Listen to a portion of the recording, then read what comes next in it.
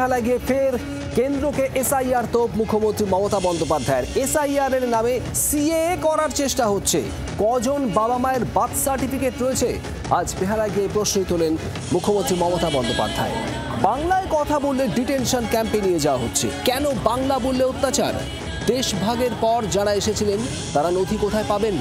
বেহালায় প্রাক স্বাধীনতার উৎসবে গিয়ে তোপ মমতা বন্দ্যোপাধ্যায়।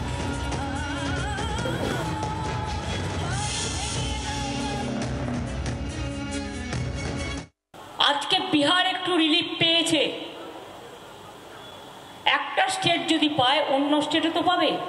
আধার কার্ড আজকে সুপ্রিম কোর্ট বলেছে যে ভোটের জন্য আধার কার্ড করতে হবে বিহারকে।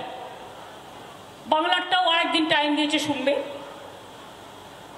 তো ন্যাচারালি আমরাও আমাদের আইনজীবীরাও বলেছেন, আমরাও লয়ার দিয়েছিলাম,